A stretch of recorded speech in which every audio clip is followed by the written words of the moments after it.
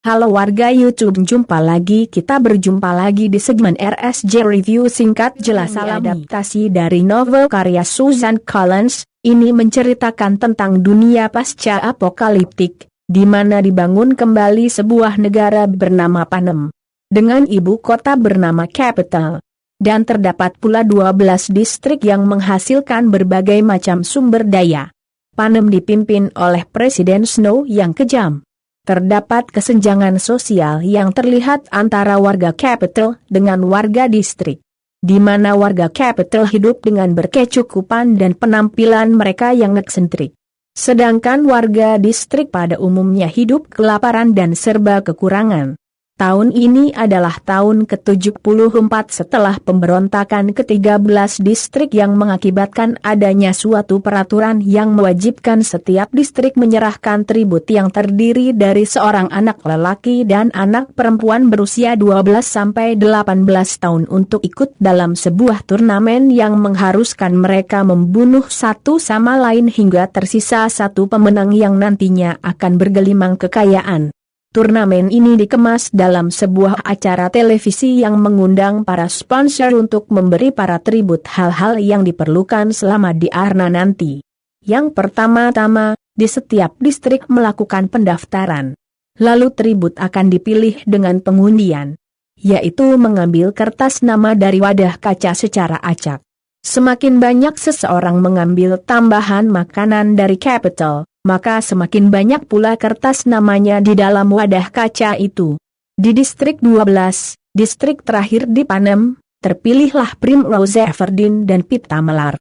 Katniss, kakak dari Prim yang begitu menyayangi adiknya dan sangat khawatir apabila ia ikut turnamen itu, akhirnya mengajukan dirinya secara sukarela untuk ikut turnamen yang selanjutnya kita kenal dengan The Hunger Games.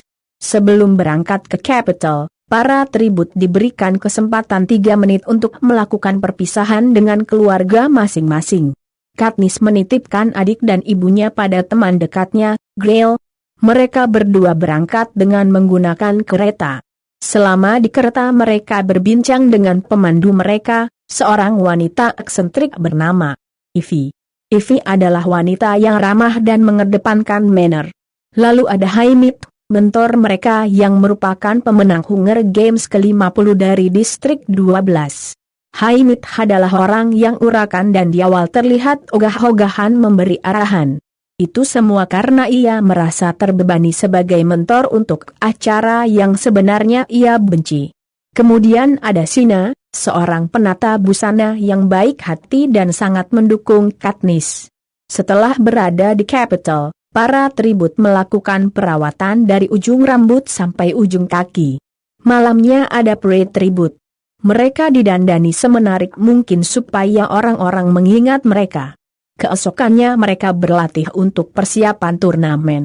Mulai dari berlatih dengan senjata sampai dengan pelatihan bertahan hidup. Hasil latihan mereka digunakan untuk evaluasi, pemberian nilai, sekaligus menarik para sponsor. Katniss memilih senjata panah untuk unjuk kebolehannya. Percobaan pertama meleset. Percobaan kedua berhasil tepat di sasaran. Tapi para penilai, termasuk head gemeker bernama Seneca, malah saling mengobrol, tidak memperdulikannya. Karena kesal, Katniss memanah apel yang ada di hidangan babi panggang, sehingga memancing perhatian mereka. Dan benar saja, Katniss mendapatkan skor tertinggi, yaitu 11. Selanjutnya adalah sesi wawancara dengan MC sekaligus komentator Hunger Games, Caesar Flitzkerman. Hari itu pun datang, hari di mana mereka bertaruh nyawa, bertahan, dibunuh atau membunuh. Katniss lebih memilih menghindar sebisanya. Sampai pada akhirnya tersisa 3 orang berada di atas kornukopia. Katniss, Pita, Keto yang awalnya angkuh, sekarang menjadi orang yang hopeless. Dengan menyandera Pita dan berkata kepada Katniss untuk membunuh mereka berdua, supaya Katniss menang. Sementara di bawah, anjing mutan buatan gemeker sudah menunggu. Katniss langsung memanah tangan Keto. Pita mendorong Keto sehingga ia terjatuh dan dimakan oleh anjing mutan. Karena pada awalnya dan seharusnya pemenang Hunger Game hanya 1 orang. Tapi Katniss tidak ingin membunuh Pita, setelah apa yang sudah mereka lewati berdua di separuh turnamen tersebut. Akhirnya mereka berdua dimenangkan, setelah sebelumnya secara tidak langsung mengancam untuk bunuh diri berdua dengan memakan buah beri beracun. Haymitch memberitahu Katniss apa yang ia lakukan adalah termasuk pemberontakan, dan Presiden Snow tidak menyukai itu. Jadi menurut Haymitch, saat nanti diwawancara Caesar, lebih baik Katniss berpura-pura sedang sangat jatuh cinta dengan Pita sehingga tidak bisa membunuhnya dan lebih baik mati berdua. Hal ini untuk mendapatkan simpati penonton, atau lebih tepatnya warga Capital. Di dalam kereta yang berjalan menuju ke distrik 12, Katniss meminta untuk melupakan semua yang telah terjadi di antara mereka berdua. Sementara itu, Pita tidak mau melupakan dirinya. Akhirnya mereka berdua sampai di distrik mereka, dan disambut dengan sorak-sorai warga distrik. Film diakhiri dengan Presiden Snow yang menatap kemenangan mereka berdua dari layar dengan tatapan tidak suka. Katniss dan Pita melakukan tur kemenangan mereka ke 11 distrik. Untuk berjumpa sekaligus mengucapkan belasungkawa kepada keluarga tribut yang gugur. Aroma-aroma pemberontakan mulai tercium di mana-mana. Hingga hadirlah seorang head gemeker baru bernama Plutarchus Heavensbee. Di tiap 25 tahun sekali diadakan quadrennial, di mana tahun ini adalah tahun ke-75, jadi ini adalah kali ketiga diadakannya quadrennial. Dan kali ini tribut yang dipilih adalah dari pemenang di tiap distrik, tak peduli usia atau keadaan kesehatan, mereka harus ikut. Hari itu pun datang. Katniss dan Pita bersekutu dengan Finnick, Johanna, dan Beetee.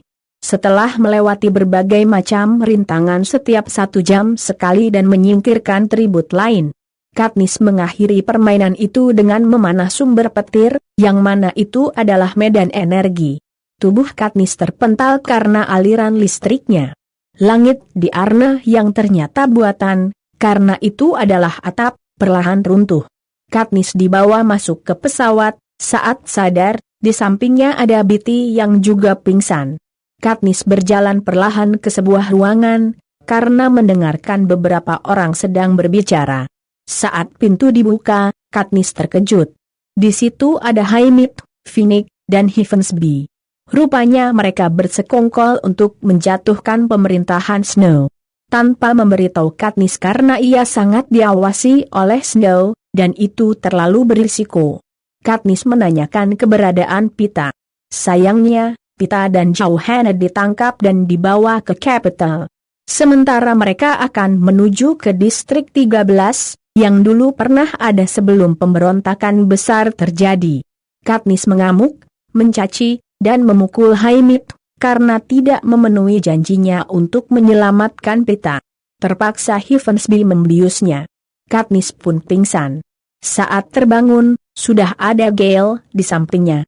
Memberitahunya bahwa ibu dan adiknya masih hidup, karena ia mengeluarkan mereka tepat waktu, sebelum distrik 12 dibom dan di bumi hanguskan. Distrik 12 sudah tidak ada. Revolusi pun akan segera dimulai. Kejadian yang menimpa Katniss bertubi-tubi. Ia menjadi stres, ketakutan, lebih cepat panik, dan insomnia. Kini ia dan keluarganya ada di distrik 13 yang lebih mirip ruang bawah tanah besar dan bertingkat. Bugs, kepala keamanan distrik 13 menjemput Katniss untuk menemui presiden mereka, Alt McCoy. Coin ingin menjadikan Katniss sebagai simbol revolusi mereka, yaitu The Mockingjay. Katniss pun mengajukan persyaratan kepada Coin, yaitu untuk membebaskan Pita, Johanna, dan Annie. Annie adalah kekasih Finnick, dan juga salah satu pemenang Hunger Games beberapa tahun silam. Dan setelah dibebaskan, mereka bertiga mendapat pengampunan penuh. Mereka berdua deal. Hal pertama yang akan Katniss lakukan adalah membuat video propaganda di dalam ruangan syuting. Dengan skrip dan arahan dari Heavensbee. Tapi hasilnya terlihat kurang natural. Sehingga Katniss dan tim pergi ke distrik 8 yang baru saja dibom. Mereka disambut Komandan Distrik 8, Pak Ilor. Mereka menemui korban-korban di rumah sakit darurat. Meski sedang terluka dan berdarah-darah, saat melihat Katniss, mereka mengangkat 3 jari, sebagai simbol revolusi, perlawanan, dan pemberontakan mereka selama ini. Snow yang mendapat laporan bahwa Katniss berada di sana, langsung mengirimkan pesawat tempur, dan mengebom rumah sakit darurat. Dengan emosi yang memuncak, Katniss berbicara di depan kamera, bahwa ini bukanlah yang disebut dengan keadilan. Seluruh distrik harus melakukan perlawanan. Dan pesan untuk Snow, fire is catching. If we burn, you burn with us. Rupanya, Snow juga membuat video propaganda, berupa acara interview, dengan MC Caesar dan narasumber, Pita. Snow menjadikan Pita senjata, dan membuat hati Katniss remuk redam. Pita meminta pemberontak untuk melakukan gencatan senjata. Orang-orang yang menonton, meneriakinya sebagai pengkhianat. Dan video wawancara itu kembali berlangsung untuk kedua kalinya, di mana keadaan Pita kali ini lebih menyedihkan karena terlihat pucat dan kurus. Pita meminta pada Katniss untuk menghentikan peperangan ini. Katniss sedih. Ia tak bisa berbicara untuk syuting video propaganda. Akhirnya, Gale yang di-shoot untuk bercerita peristiwa pengeboman di distrik 12. Perlawanan pun akhirnya terjadi. Seperti di distrik 11, para pekerja di perkebunan mengebom pasukan penjaga perdamaian yang biasa mengawal mereka untuk bekerja. Setelah sebelumnya beberapa kawan mereka ditembaki saat berlari menuju pepohonan. Dan di distrik 5, para pekerja menyerang pasukan yang berjaga di PLTA. Mereka dengan tangan kosong, sementara pasukan dengan senjata yang menembaki mereka. Para pekerja itu berhasil masuk ke ruangan PLTA dan menaruh peledak di situ. Seketika listrik di Capitol padam. Video wawancara yang ketiga, Pita sudah seperti tengkorak hidup. Seperti biasa, Pita meminta untuk menghentikan perang ini dan segala pemberontakan. Dan di akhir wawancara, sebelum Pita ditarik paksa pasukan, ia berteriak memberi peringatan bahwa esok distrik 13 akan binasa. Koin dan tim pun bersiap dengan adanya serangan udara dari pasukan Snow. Mereka semua masuk ke sebuah bunker. Benar saja. Mereka mengebom distrik 13. Sampai hancur di permukaan. Ditaburi dengan mawar putih, bunga ciri khas Presiden Snow. Katniss tidak mau lagi syuting video propaganda, karena menurutnya ini adalah peringatan untuknya, dan ia takut Snow akan membunuh Pita. Akhirnya Katniss digantikan oleh Finnick. Video kali ini bukan hanya sekedar video propaganda biasa, melainkan untuk mengganggu sistem Capitol yang saat ini tengah down karena pembangkit listrik mereka mati. Dengan begitu 6 orang pasukan distrik 13, termasuk Bugs dan Gale, bisa masuk ke ruang tahanan untuk membebaskan Pita, Johanna, dan Annie, tanpa terdeteksi. Misi mereka berhasil. Meski sebenarnya mereka ketahuan oleh Snow dan pasukannya. Tapi mereka dibiarkan pergi begitu saja. Pasti ada udang di balik bakwan.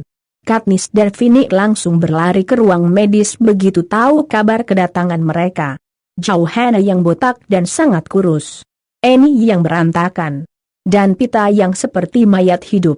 Pita menatap Katniss, sedetik kemudian ia mencekik dan membanting Katniss dengan sadis dan tanpa ampun.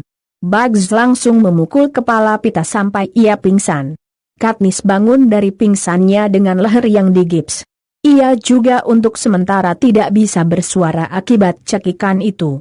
Betty menjelaskan bahwa Pita sudah dicuci otaknya, dengan segala penyiksaan dan suntikan racun trakerjaker yang membuat subjek menjadi disosiatif, membuat Katniss seolah terlihat sebagai ancaman.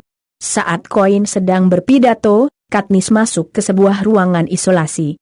Di mana ada Pita di situ. Ia diikat seperti orang sakit jiwa, karena terus berontak dan meronta-ronta. Katniss speechless. Dibuka dengan gips Katniss yang sudah dilepas dari lehernya. Keadaan Pita pun sudah sedikit membaik, karena sudah bisa diajak bicara dengan orang lain selain Katniss. Tapi apabila menyinggung nama Katniss, Pita langsung emosi lagi. Kali ini, Katniss dan tim berangkat menuju distrik 2. untuk mengajak loyalis bergabung, sekaligus membuat video propaganda. Sepulangnya dari sana, Haimit meminta Katniss untuk berbicara dengan Pita. Respon Pita saat melihat dan berbicara dengan Katniss sudah lebih tenang, namun ucapannya tetap sinis. Katniss pun tak kuasa, dan keluar dari kamar isolasi. Rasa bencinya kepada Snow sudah memuncak. Ia ingin ikut ke Capitol, tapi Koin tidak mengizinkan karena ia adalah garda terdepan untuk selalu disorot sebagai lambang revolusi mereka. Katniss tetap pada pendiriannya. Ia menyelinap ke pesawat kargo yang akan membawanya ke markas militer. Koin pun tak bisa melarang atau menjemput kembali Katniss yang sudah sampai di sana.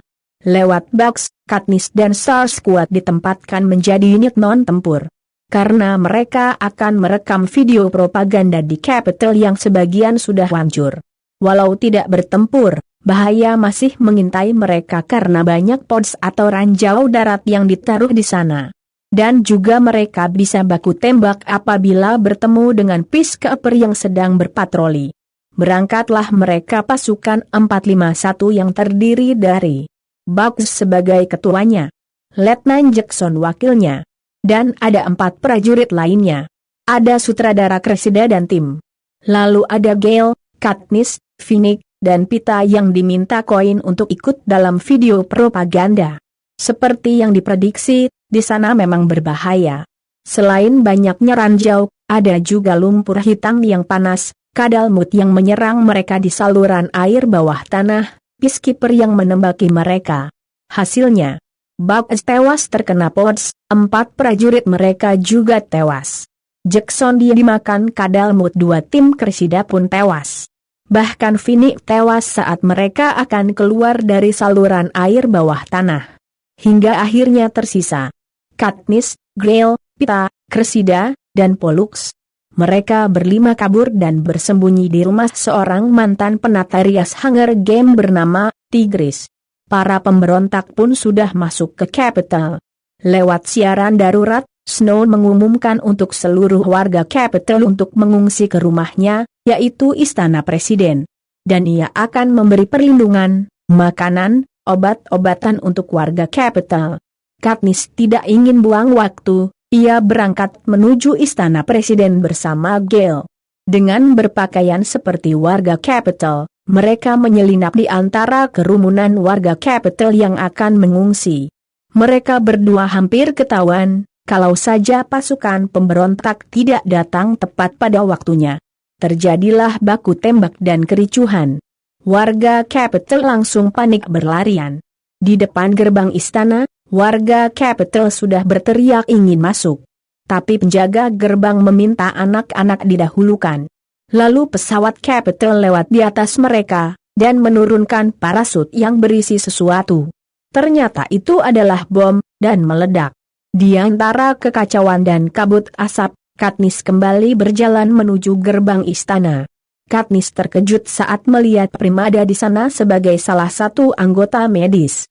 Tiba-tiba bom kedua meledak tepat di gerbang istana, di mana ada Prim di situ. Katniss pun terlempar akibat ledakan itu. Ia pingsan. Dan saat terbangun, ia sudah di rumah sakit, ada ibunya dan Haimit.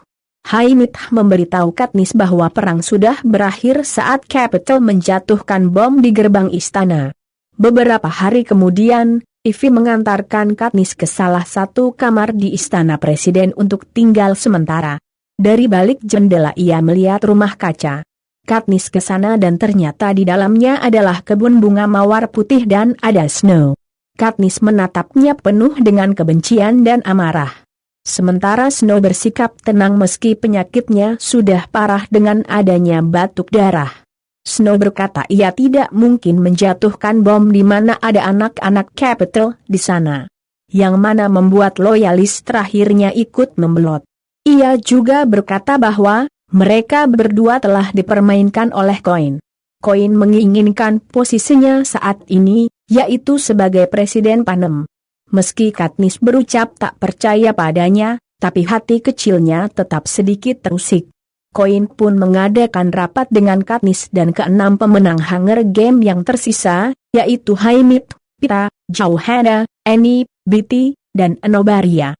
Yang pertama, Koin menyatakan dirinya sendiri sebagai Presiden Panem sementara, setelah situasi dan kondisi stabil akan diadakan pemilihan umum. Namun masih belum bisa ditentukan kapan. Yang kedua, Koin mengusulkan untuk menjadikan anak-anak Capital sebagai tribut untuk Hunger Games simbolis. Sebagai pengganti eksekusi barbar dan memenuhi rasa dendam para pemberontak yang haus darah. 3 orang memilih tidak, yaitu Pita, Betty, dan Annie. Sementara 4 lainnya, termasuk Katniss memilih ya, dengan syarat Katniss yang akan mengeksekusi Snow dengan panahnya. Hari eksekusi pun tiba. Disaksikan oleh semua warga Panem. Katniss bersiap memanah. Snow tetap tenang dan menatap Katniss sambil tersenyum di tiang eksekusi. Akhirnya Katniss memanah Koin, alih-alih Snow. Koin tewas di tempat. Snow tertawa dengan mulut berdarah-darah. Ia pun dipukuli sampai mati oleh kerumunan warga Panem yang dendam. Katniss diseret masuk oleh penjaga. Haymitch masuk ke ruangan Katniss. Ia membawa surat dari Heavensby yang berisi salam perpisahan dan permintaan maaf untuk segala beban yang dipikulnya selama ini. Ia sudah menduga Katniss akan memanah Koin. Dan menurutnya lebih baik Katniss menjauhi ini semua untuk sementara waktu. Malam ini akan diadakan pemilihan umum, dan ia yakin Peilor akan memenangkannya. Dengan perang yang telah usai, ia juga berharap Katniss menemukan kedamaiannya. Akhirnya Katniss dan Haymitch pulang ke desa pemenang di distrik 12. Pita menyusul mereka belakangan. Beberapa tahun kemudian, Katniss dan Pita sedang berada di padang rumput, bersama sepasang anak mereka. Hidup damai. Meski kadang mimpi buruk itu masih sesekali datang. Pada tahun 2012, terjadi suatu peristiwa yang sangat dahsyat, seperti peristiwa perang nuklir, bencana alam, seperti gempa bumi, tsunami, gunung meletus, dan air laut naik hingga kota-kota pinggir laut seperti kota New York, Los Angeles, lenyap. Pada tahun 2030, pemerintah Amerika Serikat, Kanada, dan Meksiko gagal mempertahankan pemerintahannya hingga membentuk negara yaitu Panem. Panem dibagi menjadi 13 distrik, di mana terkaya adalah distrik 1, dan termiskin distrik 12. Pada tahun 2038, terjadilah masa kegelapan, yang menjadikan distrik 13 hancur dan dimulailah peristiwa Hunger Games.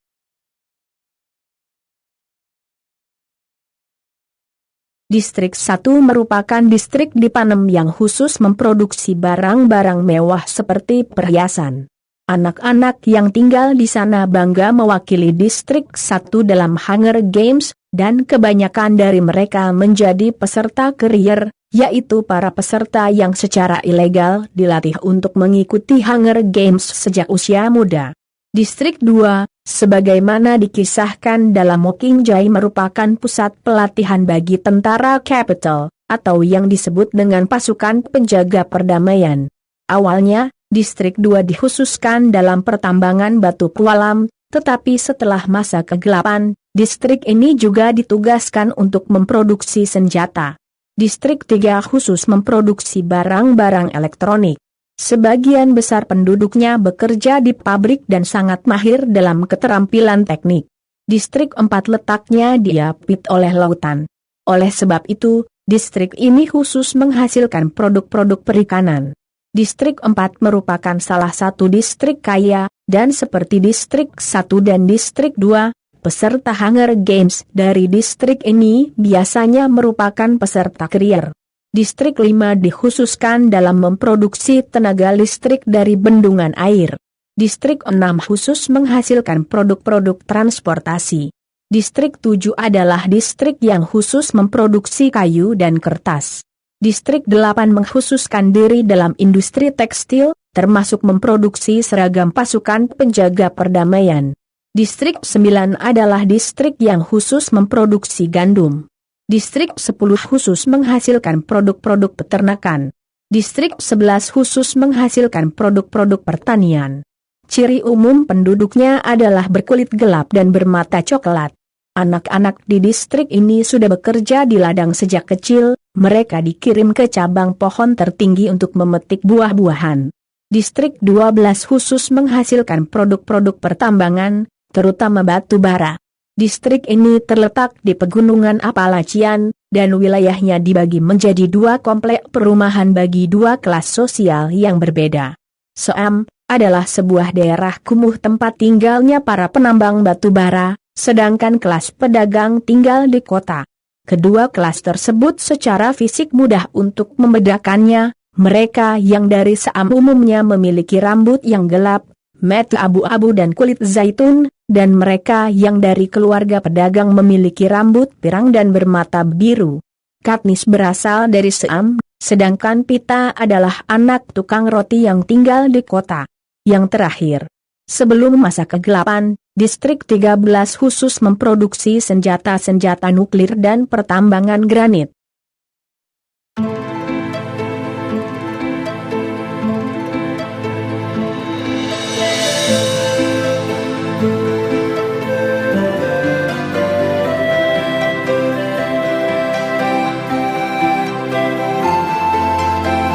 Demikian review film dari aku. Jangan lupa klik tombol subscribe, tonton video ini sampai habis, berikan saran dan kritik yang membangun. Semoga terhibur and see you at the next video. Bye.